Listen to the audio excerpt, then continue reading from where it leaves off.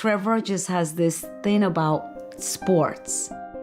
You would give him a ball, he would run around after the ball. All Trevor wanted to do was play. Trevor and I were close growing up just because we did every activity together. We swam together, we played soccer. Straight up, Ashley would just play soccer with the guys. Me and her were just always very, very close.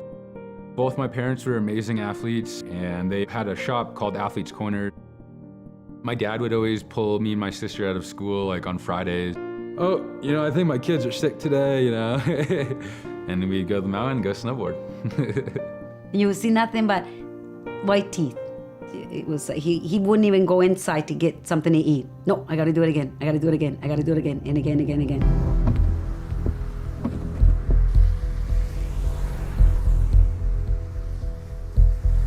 The morning of my accident, me and my friends went up to Vail Pass and we tried building a jump. My two buddies drop in first, I drop in last.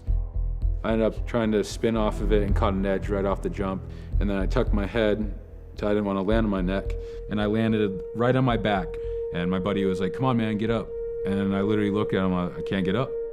And immediately I was like, oh, maybe I broke my hip. But right when I looked at my feet, I knew I was paralyzed instantly. My injury, I shattered T11, T12 of my vertebrae. I punctured my spinal cord and dislocated my back. They basically told me, you just got so much work done in your back. There's no way. There's no way you're even gonna move again, walk again, anything like that. A spinal cord injury is a life-changing injury. You're a hard-charging individual that loves action sports, and all of a sudden half your body doesn't work. How do you live with that? After getting injured, I took all these things that I learned playing sports as a kid. It was like, all right, how can I make this a game? How can I get in my wheelchair fast? How can I go to the bathroom on my own? How can I drive? How do you find purpose? You gotta find community, because sport and community align together. I was like, hey, why don't you come up to Snowmass and why don't we try sit skiing?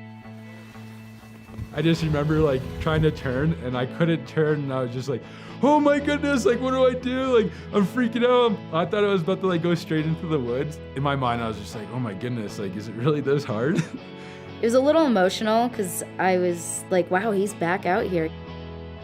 He's skiing. I hopped in there and I could go anywhere on the mountain. I felt free. I knew this is exactly what I wanted to do for the rest of my life. Trevor's biggest goal once he started getting into sit skiing was to make the Paralympic team, and started out his third winter and decided that he was gonna free ski. I did not think Trevor was gonna be a professional free skier. It wasn't a thing. My dad and my sister and even Roy were kind of chuckled when I was like, yeah, this is what I want to do. I want to try to make a living off this. I want to get sponsors. I want to do this for a career. No one had ever done big mountain stuff and hit the park, and Trevor was determined to be that first sit skier.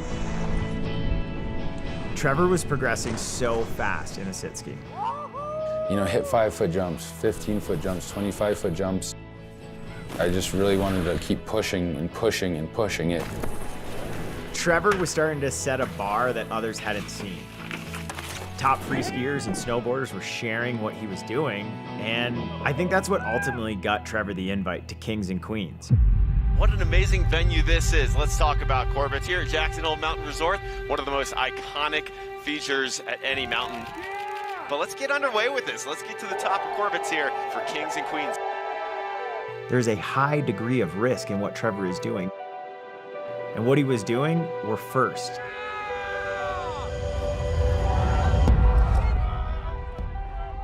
When I finally got to the bottom, that moment right there was literally so incredible, hearing the roars from the bottom and then all the athletes and photographers or whoever is up top and it just echoing and just that roar, just everything about it. I was just like, no way. That was insane. I've never heard him so happy. He just gets something in his head and he just does it. Wow. Amazing. I know a lot of people were just like, you're crazy, what are you doing? And it was like, no, like I know what I need to do. And this is something I wanted to do. I went to X Games the first time a year after my injury, so I would say 2015, and I've been going for the past 6 years. I was like, I want to be in X Games. I know I can do it one day. Trevor's attitude, it just changes you. He motivates you. Trevor is an absolute perfect example of why goals work. He's done the firsts in multiple occasions. I would have never guessed this is where we'd be today. He's always dreamed big, but this is just next level big. To come full circle again, to where I skied for the first time in Snowmass. You know, hey, we've gone to this for the past 5 years, X Games. And it's like, nope, we're not just going, dude, I'm in it, and you're gonna watch me. I really can't wait to stomp it, ski to the bottom, and give my sister a big hug. This is really the beginning of what I'm trying to accomplish.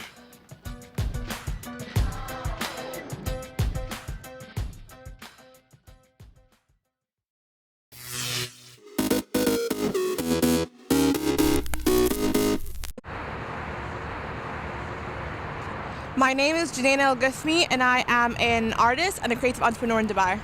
I would describe my style as ever evolving. I don't like limiting myself, and my style is always changing with me.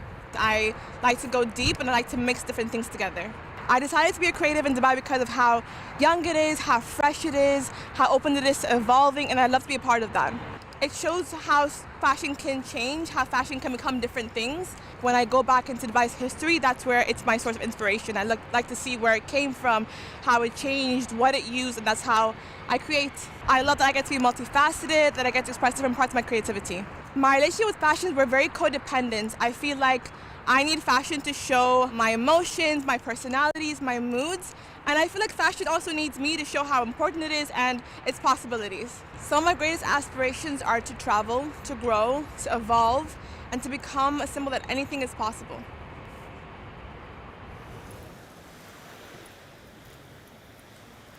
My name is Namdi Prince Elua, and I'm a DJ and music producer. The most thing I love about my profession is I get to have fun, and I get paid to have fun. Seeing other people enjoy with me is my favorite thing. I decided to work here in Dubai because all the entertainment is here. The most fun I ever had on a night out was in Dubai. I'll say top 5 in the world. Dubai just comes alive at night. I find inspiration all around me, so Dubai is definitely a source of inspiration for my music. Most definitely, my heritage influences my music in the rhythm, the dance, the tempo, the Afrocentricness. It definitely influences my music. In the choices of songs I like to play, in the percussions I like to use when making beats. That's why I decided to stay in Dubai.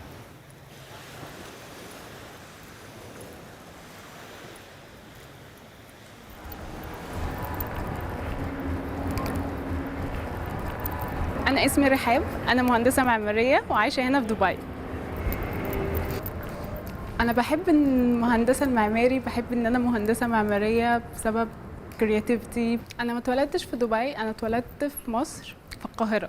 وقررت إن أنا أعيش هنا في دبي لما جيت واشتغلت وبعد كده اتجوزت وجوزي وابني هنا فاحنا عايشين في دبي.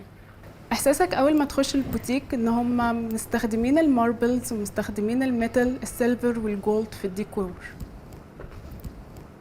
والبوتيك مميز جدا وأنيق جدا جدا جدا. I love it.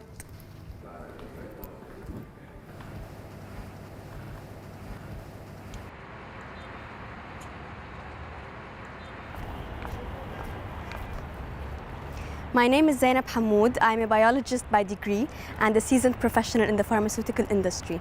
I'm also a beauty and a fashion influencer. What I love about my profession is that it's constantly evolving in order to help us keep up with today's health challenges. I wasn't born in Dubai. Well, they say never, but for the time being, I love being here.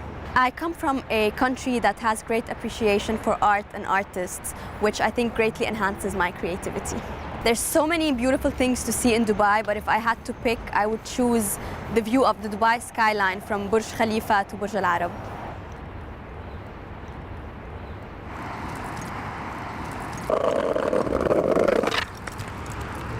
My name's Kareem and I'm a skateboarder. What I love about skateboarding is the freedom of expression that I get, just something that I haven't faced anywhere else and anything else. Not too many people understand it, so it's put in a new light, and I like that a lot. The most special memory I have about skateboarding was doing my first trick on grass when I was a little kid. Dubai's a good spot for skateboarding because there's new architecture every day being built. So the city's our canvas and we get to go around and enjoy it. This is basically a blank space for us to be as creative as we want. I do feel like I'm part of the city. If it was your first time in Dubai, I'd recommend you come to the skate park by the beach so you can check out what the culture's like and also get some sun.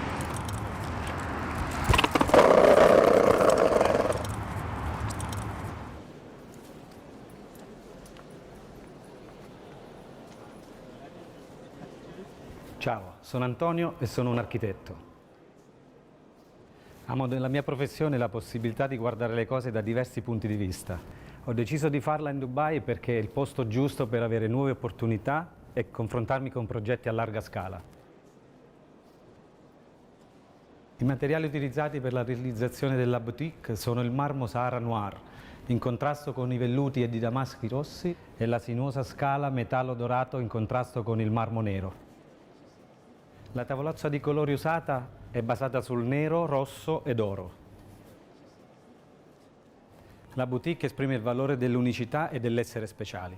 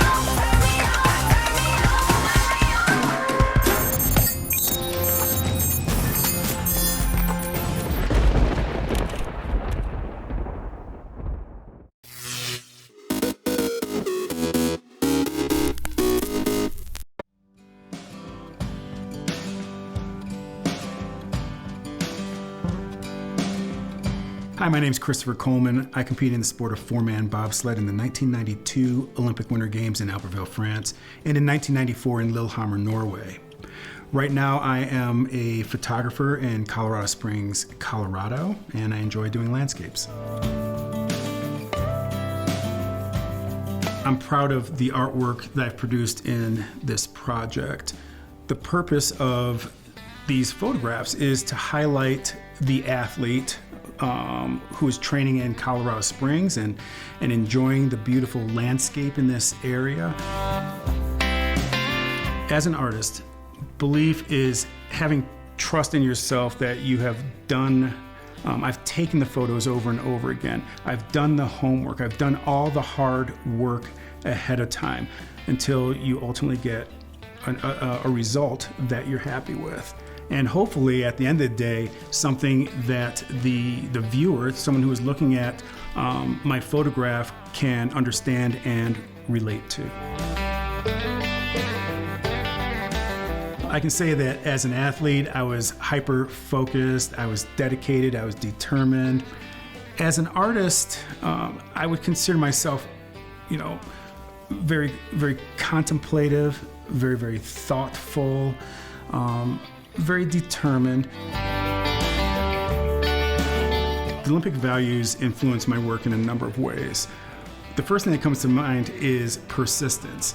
For this particular project, I had to be very, very persistent in going out to various venues, shooting that venue in morning light, in evening light, sometimes with a subject, sometimes without, going back and trying to figure out exactly what do I want to achieve. And it's just about being persistent and trying different things over and over and over again until I get the result that I'm happy with.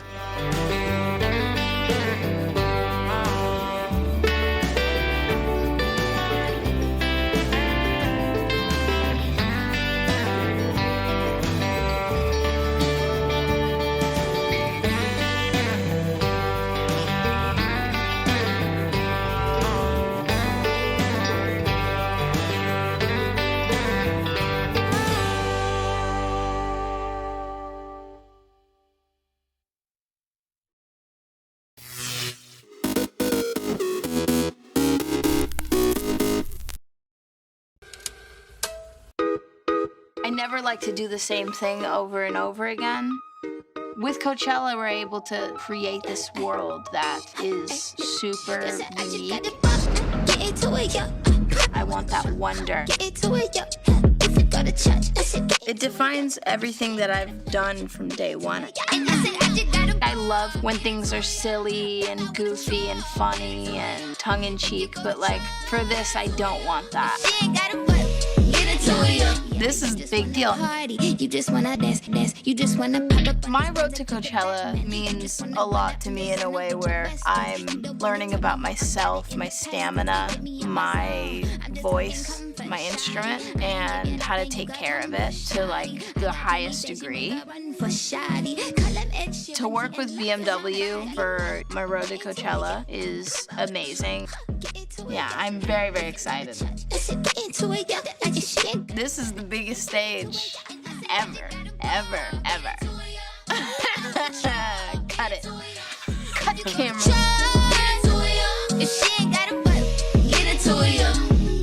Y'all need to get into that drip like a pavana. Y'all need to get into my drip like y'all need water.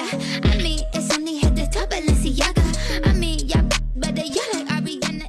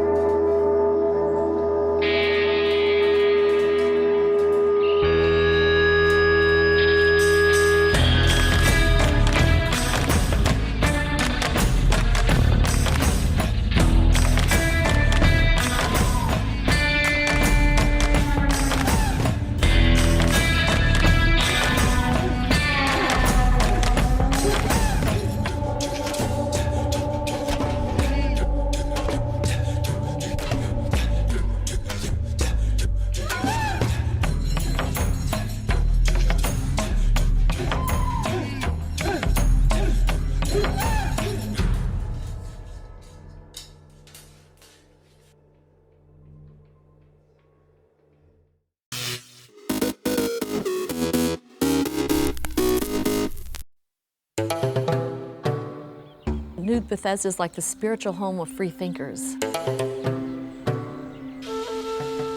It's a sort of vast landscape that's almost biblical in magnitude. The harshness of it makes you a much more thoughtful and spiritual person. It's almost an oasis for people who are innovative in their thinking. Because to survive on such a land means you have to be stronger. You have to look for answers in non-traditional ways. This seems to be a place that is a magnet for people who want to express themselves and makes it a visually interesting place to be as a photographer. To my friends in America, if they wanted to find an area that was quirky, warm, creative, and in the middle of a fantastic land, I would say come to New Bethesda, because that's where they would find it all together in one small, wonderful place.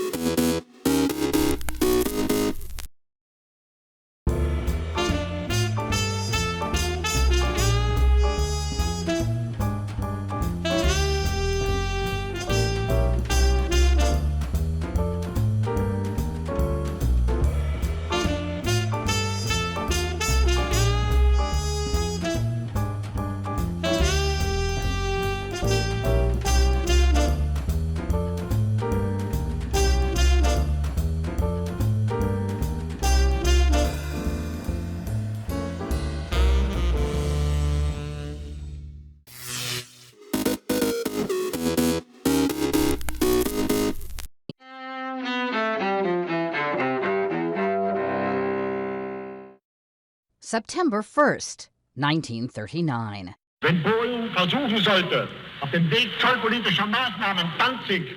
Start of World War II as Nazi Germany's dictator Adolf Hitler invades neighboring Poland. The war lasts for the next 6 years, spanning from Europe and North Africa to Asia and the Pacific. 2004. A hostage crisis unfolds in southern Russia.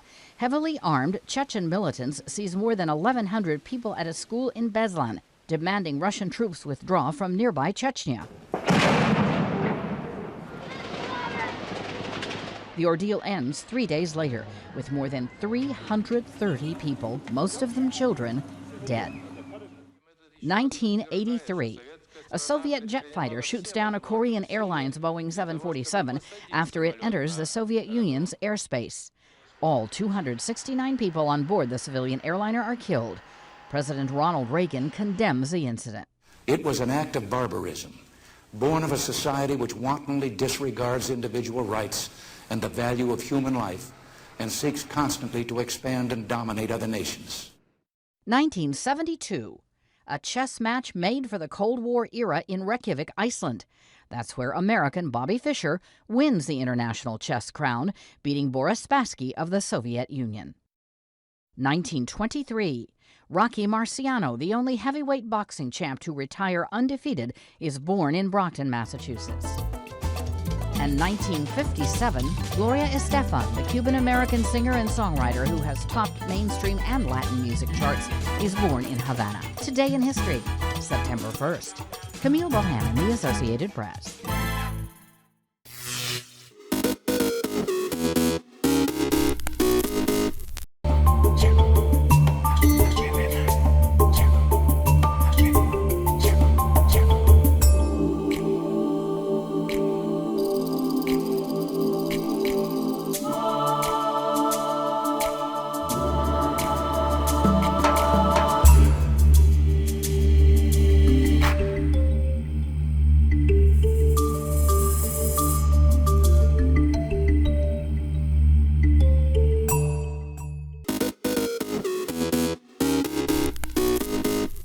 Welcome back in our studio, and in today's news,